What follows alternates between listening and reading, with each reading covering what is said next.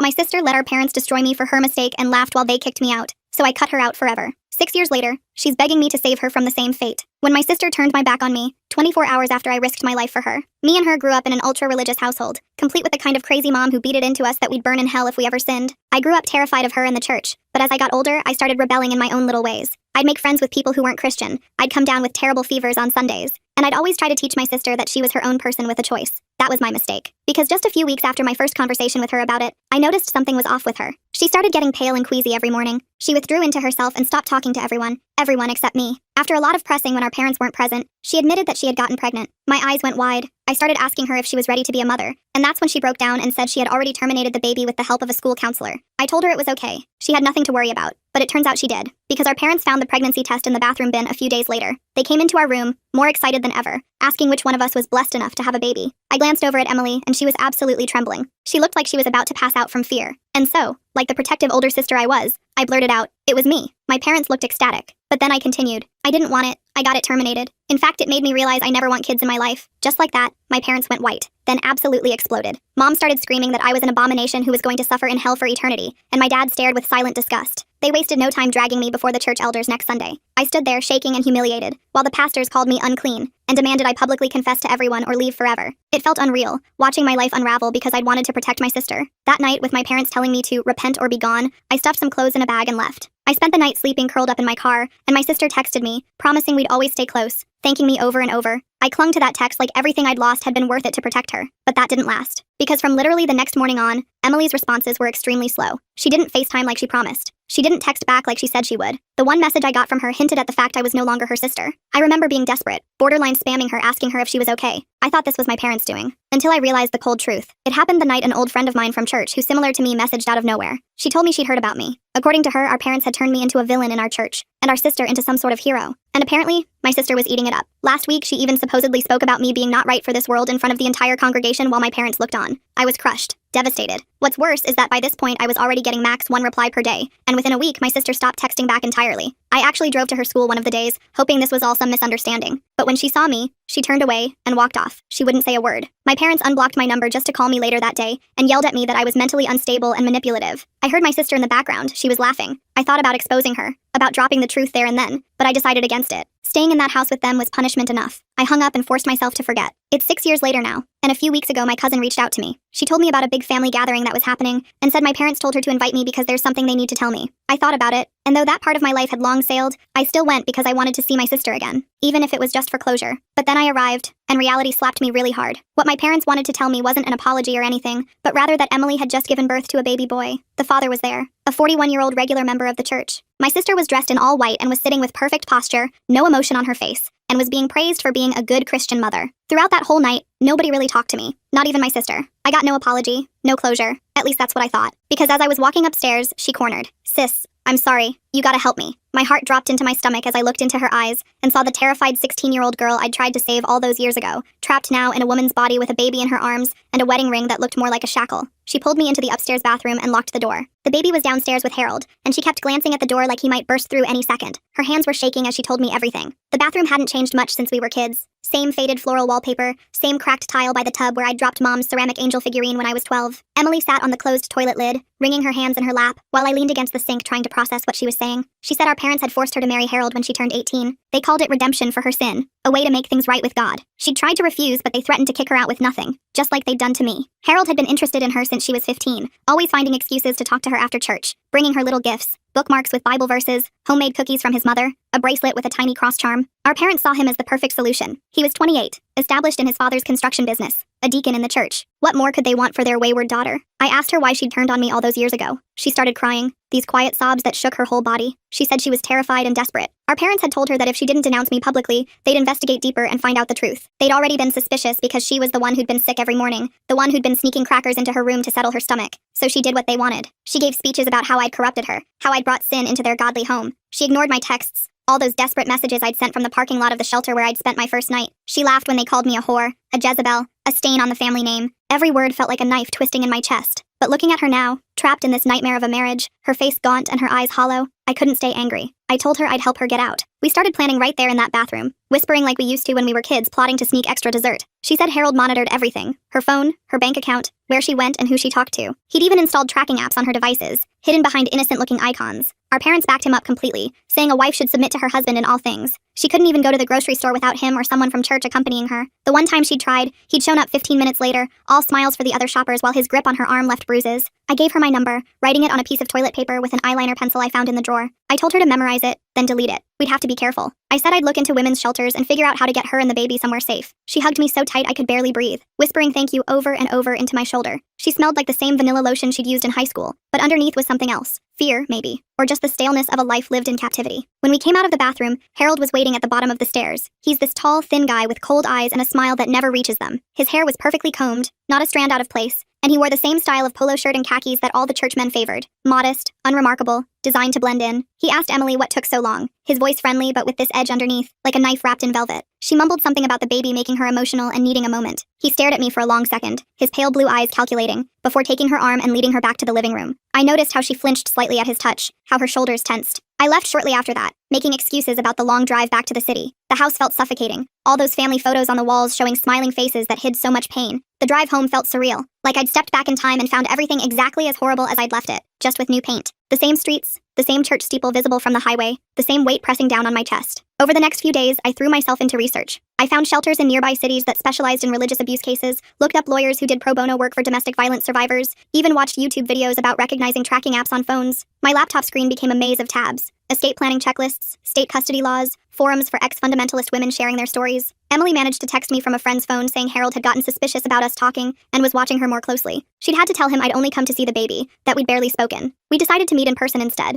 She told Harold she was joining a mommy and me class at the library. He'd actually called to verify such a class existed before allowing her to sign up. Really, she was meeting me at a coffee shop across town, a little place I'd found that was far enough from their neighborhood that we wouldn't run into anyone from church. She looked exhausted, with dark circles under her eyes and this jumpy way of glancing around every few seconds. The baby, Timothy, slept in his carrier while she told me more details. She kept touching him, like she needed to reassure herself he was still there. Harold controlled all the money. He gave her a $20 allowance each week for personal items, and she had to show receipts for everything. If she couldn't account for every penny, he'd lecture her for hours about stewardship and wifely duties. He picked out her clothes each morning, laying them on the bed before he left for work. Always long skirts, high necklines, nothing that might attract another man's attention. He approved her meals, checking the grocery receipts to make sure she wasn't buying anything frivolous or unhealthy. He'd convinced her to quit her job at the Christian bookstore because wives shouldn't work outside the home, though really it was because her coworker had been telling her about a cousin who'd left an abusive marriage. He'd even started talking about having more kids, lots of them, to build a proper Christian family. A quiverful, he called it, like children were arrows in God's army. I started slowly moving some of her things to a storage unit I'd rented under a fake name, just small stuff at first. Some clothes that actually fit her personality instead of his demands, important documents she managed to copy when he was at work, a few photos from before, when we were just kids who didn't know how cruel the world could be. We met once a week at different locations, always somewhere public but not too close to home. A park one week where we could push Timothy on the baby swings, a McDonald's the next where the noise would cover our conversations, always watching for anyone who might recognize us from the old days. Then the texts started. Unknown numbers sending me messages like, "Stay away from what isn't yours," and "God sees everything you do." The area codes were local, and the language had that particular flavor of religious threat I remembered so well. I knew it had to be Harold or someone from the church, but I couldn't prove it. The messages got more threatening, talking about how accidents happen to people who interfere with God's plan, reminding me of my past sins, and suggesting I should focus on my own repentance instead of corrupting others.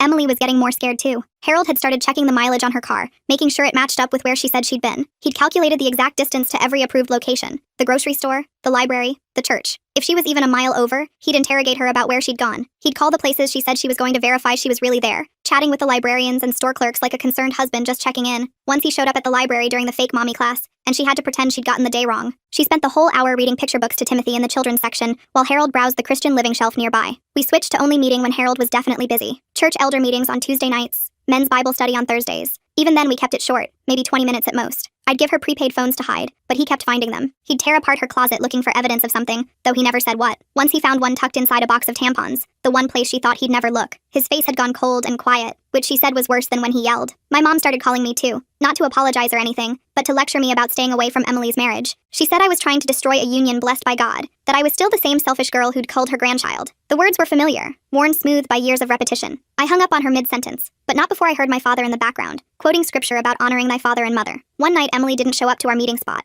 I waited at the park for an hour, watching families pack up their picnics as the sun set, texting the latest burner phone I'd given her. Nothing. I drove by their house, but all the lights were off. The driveway was empty except for Emily's car. Then I remembered she'd mentioned Harold was supposed to be at a church thing until late, some planning meeting for the men's retreat. I parked down the street and snuck through the backyard, my heart pounding. The house was one of those cookie-cutter places the church helped young families buy, all beige siding and perfect lawns. Every house on the street looked identical, like a neighborhood of clones. I could see a light on in what used to be our bedroom when we were kids, back when Emily and I would stay up late whispering about boys and dreams and futures that seemed so bright. The back door was locked, but I remembered the spare key our family always hid under the fake rock by the garden. Some habits never change. The rock was exactly where it had always been, next to Mom's prized rose bushes. I let myself in as quietly as possible, my heart hammering so loud I was sure the neighbors could hear it. The house smelled like pot roast and lemon pledge, exactly like our childhood home. I found Emily locked in the bedroom, sitting on the floor with her knees pulled up to her chest. She had a bruise on her wrist shaped like fingers, purple and green like a sick bracelet. Her face was blotchy from crying. She said Harold had found one of the phones and lost it. He'd taken Timothy to his mother's house and locked her in here to pray about her deception. The room was bare except for a bed and dresser. No books, no TV, nothing that might distract from contemplation of her sins. I helped her pack a bag right then. Just essentials. Clothes, diapers, formula, the few personal items Harold allowed her to keep. We were almost to the stairs when the front door opened. My mom stood there with her arms crossed, looking between us with this expression of disappointment mixed with something else. Fear, maybe, or recognition. She asked what we thought we were doing. Her voice had that same controlled tone I remembered from childhood, the one that meant danger. Emily started to stammer out an explanation, but I cut her off. I told Mom we were leaving and she couldn't stop us. That's when she surprised me. She said she knew. She knew about Harold's controlling behavior, about the bruises Emily tried to hide with makeup, about the way he isolated her from everyone. Her voice got quiet as she admitted she'd been trapped the same way with our father for 30 years, too scared to speak up, too brainwashed to believe she deserved better. She touched her own wrist absently, and I wondered what bruises she'd hidden over the years. I wanted to scream at her. Where was this revelation when she was beating us for minor sins? Where was this understanding when she threw me out? But Emily grabbed my hand and squeezed, and I kept my mouth shut. There would be time for anger later. Mom said she'd help us. She'd tell Harold and Dad that Emily was at a women's prayer retreat for a few days. It would buy us time to get away properly. She even gave us an envelope with cash she'd been hiding for years, money she'd skimmed from the grocery budget and tucked away just in case. Her hands shook as she handed it over,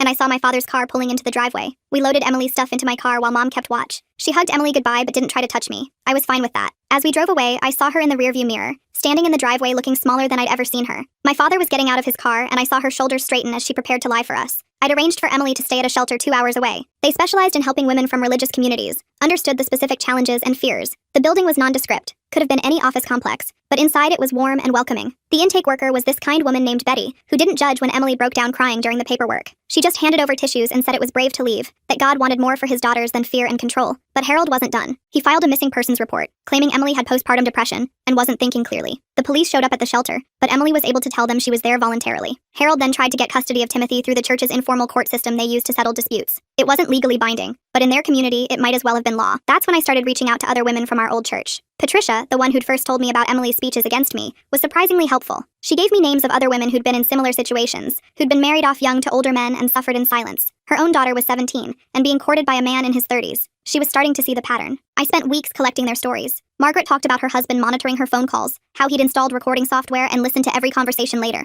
Jessica described being locked in her house for days as punishment for smiling at the grocery store clerk. Diane still had scars from where her husband had struck her for wearing a skirt he deemed too short. It had shown her ankles. Most were too scared to speak publicly, but they wrote statements about the pattern of abuse in the church. Some sent them from library computers, terrified their husbands would find out. Emily's divorce lawyer, this tough woman named Val who'd escaped a cult herself, said the statements would help, but we needed more. Harold was well respected in the community, a business owner who donated generously to the church. He had character witnesses lined up for miles, pastors, elders, business associates who saw only his public face. Then we caught a break. Timothy got sick, just a cold, but Emily had to take him to the doctor. Harold showed up at the clinic and caused a scene, screaming at Emily in the waiting room about defying his authority, grabbing her arm hard enough to leave marks. He accused her of poisoning their son's mind against him, of being an unfit mother who needed a man's guidance. The whole thing was caught on security cameras. Several patients gave statements about what they'd witnessed, including an elderly woman who said it reminded her of her own abusive marriage decades ago. Harold backed off for a while after that, but he started a whisper campaign in the church community, saying Emily was mentally unstable, that I'd brainwashed her into abandoning her family. Some people believed him. Others who'd seen too much over the years started quietly supporting Emily. The church began to divide, though most kept their opinions quiet. The custody battle was brutal. Harold's lawyer painted Emily as an unfit mother who'd abandoned her child. They brought up the old termination of pregnancy story, somehow twisting it to make her look unstable even though it had supposedly been me. Our father testified about what a good Christian man Harold was, how he'd taken on the burden of a wayward girl, and tried to guide her to righteousness. Church elders spoke about the sanctity of marriage and the importance of keeping families together. But our lawyer had those security tapes.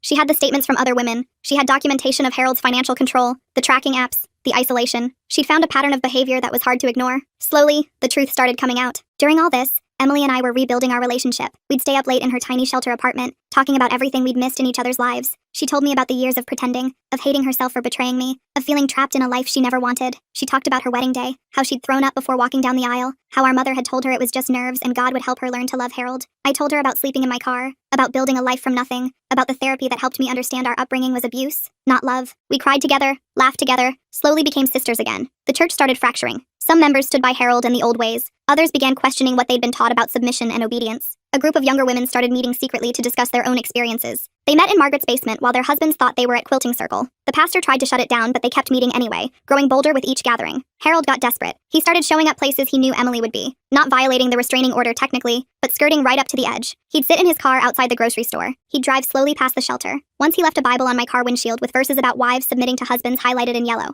Another time he sent flowers to the shelter with a note about forgiveness and reconciliation. Then he made a mistake. He sent a text to Emily from a friend's phone, threatening to take Timothy out of state where she'd never find them. He probably meant to delete it, but forgot. Our lawyer immediately filed emergency motions with the court. The final hearing was on a Thursday. The courtroom was packed with church members on both sides. Harold sat there in his best suit looking like butter wouldn't melt in his mouth. Our parents were behind him, my father's hand on his shoulder in support. My mother stared straight ahead, not looking at either Emily or me. But when the judge reviewed everything, the surveillance footage, the threatening texts, the pattern of control and abuse documented by multiple women, she made her decision clear. Emily got full custody. Harold got supervised visitation once a week. He'd have to complete anger management and parenting classes before even that. He turned red, then white, started shouting about God's law superseding man's law. Security had to escort him out while he screamed Bible verses about wives and submission. Our father followed, yelling about how we'd destroyed a sacred union. Our mother sat there for a moment longer, then quietly got up and left without looking at either of us. Outside the courthouse, Emily held Timothy close and cried. Not sad tears this time, but relief. We went to lunch at this little diner to celebrate. Halfway through our sandwiches, she got a text. Then another. Then dozens. Women from the church were reaching out, some offering support, others asking for help with their own situations. One message was from our mom. All it said was, "I'm proud of you both." Emily's still figuring things out. She's got a job now at a daycare where Timothy can come with her. She's taking online classes to finish her degree. We have dinner together every Sunday, our own kind of church, where the only sermon is about surviving and building something better. Harold still tries his manipulations. He tells Timothy mommy is keeping them apart. He files complaints with child services that always get dismissed. He posts passive-aggressive Bible verses on social media, but he has no power anymore. The spell is broken. Last week, Emily sent me a photo from the park. Her and Timothy on the swings, both laughing in the sunshine. She was wearing jeans and a t-shirt, her hair down and messy. She looked free. She looked like herself again. Sometimes I think about that night I took the blame for her pregnancy, how different things might have been if I'd stayed quiet. But then I see her now, building a real life on her own terms, and I know I'd do it again. That's what sisters do. We protect each other, even when it costs everything, even when they can't protect us back right away. The church is different now too. That group of women who started meeting grew into something bigger. They pushed out some of the worst elders. They started programs to help young women get education and job training. It's not perfect, probably never will be, but it's better. And our mom? She finally left our father last month, showed up at Emily's apartment with 2 suitcases and tear-stained cheeks. We're working on forgiveness, all 3 of us. It's hard and messy, and some days I still want to scream at her about everything she put us through, but she's trying. She watches Timothy while Emily's at work. She's going to therapy. She even apologized to me, really apologized for throwing me out all those years ago. Healing isn't linear. Some days are harder than others. Harold's still out there, still trying to maintain control however he can. The church community is still divided. Our father still sends letters about repentance and damnation, but we're building something new from the ashes of what was,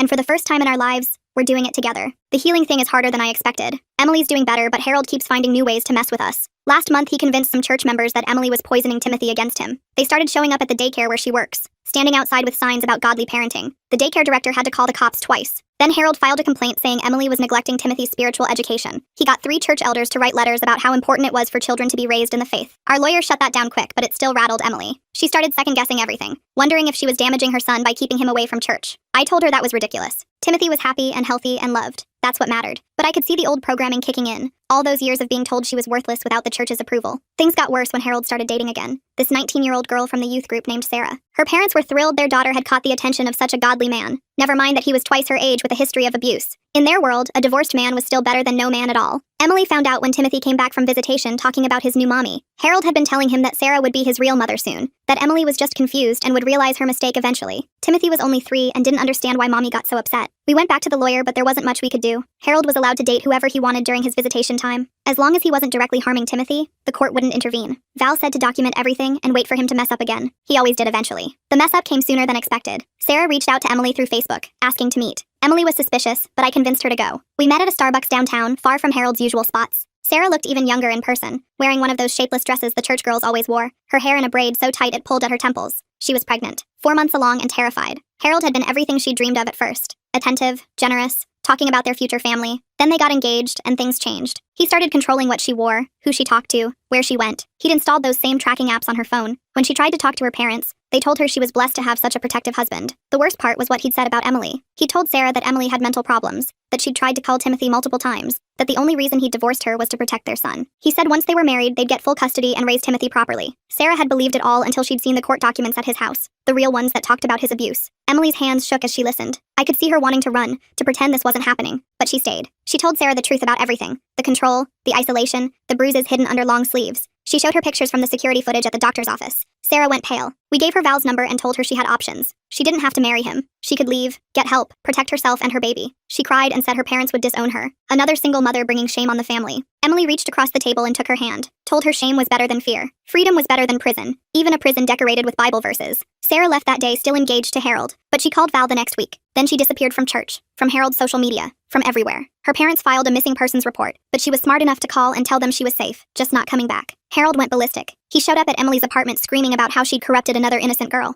The neighbors called the cops and he got arrested for violating the restraining order. Just a night in jail and a fine, but it was something. His reputation in the community took another hit. Even some of his supporters started wondering why godly women kept running from him. Our mom was actually helpful during all this. She'd been going to therapy and unpacking her own trauma. She told us stories about our grandmother, how she'd been struck for reading romance novels, forced to marry at 16. The cycle went back generations, each woman passing down the pain because they didn't know any other way. She started coming to court hearings, sitting on our side of the room. Our father would glare at her, but she'd stare straight ahead, her jaw set. After one hearing where Harold's lawyer tried to paint Emily as a homewrecker for helping Sarah, Mom stood up and called him a liar in front of everyone. Security had to step in, but the damage was done. One of the most respected church mothers had publicly taken a stand. The church split got worse after that. The old guard doubled down, preaching about women who'd lost their way. But more families started leaving. Patricia pulled her daughter out of the youth group when they started pushing her toward an older man. Margaret's husband found her secret meeting notes and filed for divorce, but she said it was a relief. The foundation was cracking. Then Timothy started having nightmares. He'd wake up screaming about Daddy taking him away, about the mean lady who said Mommy was bad. Emily took him to a child therapist who documented everything. The therapist said Harold had been engaging in parental alienation, trying to turn Timothy against his mother. It was textbook emotional abuse. We went back to court with the new evidence. Harold showed up with Sarah's parents, who testified about how Emily had corrupted their daughter. They actually blamed her for Sarah's pregnancy, said she'd encouraged their daughter to sin. The judge didn't buy it. She reduced Harold's visitation to once a month, supervised by a social worker. Harold's business started suffering. Turns out word had gotten around about his treatment of women. Some of his clients pulled their contracts. His father threatened to cut him out of the company if he didn't get his act together. But Harold couldn't help himself. He kept posting online about godly marriages and submissive wives, alienating more people each time. Emily got stronger through all this. She started making friends at work, going to single-parent support groups. She even went on a few dates, though she was super careful about who she trusted. Timothy started preschool and loved it. He stopped having nightmares, started laughing more. Normal kid stuff that felt like miracles after everything they'd been through. I was doing better too. My job was going well. I'd moved to a nicer apartment. I'd even started dating this guy named James who understood why I flinched when people quoted scripture. We took things slow, but it was good. Healthy. Nothing like the relationships I'd seen growing up. Then our father had a heart attack. Massive one that put him in the ICU. Mom called us both crying. Emily didn't want to go, but I convinced her we should. Not for him, but for us. To see him powerless for once. He looked small in that hospital bed. Tubes everywhere, machines beeping. The man who'd terrorized our childhood reduced to weak flesh. He was awake when we came in. His eyes widened when he saw us together. He tried to speak but couldn't around the ventilator. Mom said he'd been asking for us. Wanted to make things right before he died. I almost laughed. How do you make right decades of abuse? But Emily surprised me. She walked up to his bed and stared down at him. Told him she forgave him. Not for his sake, but for hers. She didn't want to carry his poison anymore. I couldn't do it. I stood there looking at him, remembering every beating, every cruel word, every time he'd chosen his twisted version of God over his daughters. I didn't forgive him. I just told him I hoped he found peace. Then I left. He died 3 days later. The funeral was packed with church people praising him as a godly man. Harold gave a speech about learning from his example. Emily and I sat in the back row, holding hands, counting the minutes until we could leave. Mom sat up front in widow's black, finally free but not sure what to do with it. After the funeral, Harold cornered Emily outside, told her this was a sign she needed to come back, that God was calling their family to reunite. She laughed in his face. Actually laughed. Told him God had better things to do than worry about his control issues. He turned red and raised his hand like he was going to hit her. James stepped between them. Harold backed down, but the damage was done. Multiple witnesses saw him almost assault her at her father's funeral. The final custody hearing was last month. Harold had run out of tricks. His reputation was destroyed, his business failing, even the church distancing themselves from him. He showed up alone. No more character witnesses willing to testify. His lawyer tried one last time to paint Emily as an unfit mother, but the judge had heard enough. She terminated his parental rights. Said his pattern of abuse and manipulation made him a danger to Timothy. He could petition to reinstate them after completing extensive therapy and parenting classes, but for now, he was done. Emily got sole custody, no visitation. Harold stood up and started yelling about injustice, about God's law. The judge threatened him with contempt. He stormed out, slamming doors. That was 6 weeks ago. He's filed 3 appeals already, all denied. Last I heard, he'd moved back in with his parents, spending his days posting angry rants online that fewer and fewer people read. Emily's thriving now. She got promoted at the daycare, started taking night classes to become a teacher. Timothy's in kindergarten, making friends, being a normal kid. They moved to a bigger apartment with a yard where he can play. She even got a dog, this goofy golden retriever that Timothy named Captain. Mom lives with them now. She helps with Timothy, cooks dinner, trying to be the mother she never was to us. It's weird, but it works. She's even started speaking out about religious abuse, sharing her story at women's shelters. Small steps toward redemption. The church is barely recognizable. So many families left that they had to merge with another congregation. The old guard lost power. Some of the younger members started new churches focused on love and acceptance instead of control. Patricia leads a support group for women leaving abusive religious marriages. Margaret went back to school to become a counselor. Even Sarah reached out last week to say thank you. She had her baby, a little girl she's raising alone but happy. And me? I'm good. Better than good. James and I moved in together last month. He makes me laugh, respects my boundaries, doesn't think my past defines me. We're talking about marriage, but there's no rush. We'll do it when we're ready, on our terms. Emily and I have dinner every Sunday like always. Sometimes Mom joins us. Sometimes it's just us sisters. We cook together. Timothy plays with the dog. We talk about everything and nothing. Normal family stuff that feels extraordinary because we chose it. Last week, Emily showed me a letter she'd written to our father. She never sent it. He was already gone. But she needed to write it. It talked about forgiveness and moving forward. About breaking cycles and choosing love. She burned it in the backyard while Timothy played on his swing set. The smoke drifted up into the sky and disappeared. I think about that sometimes.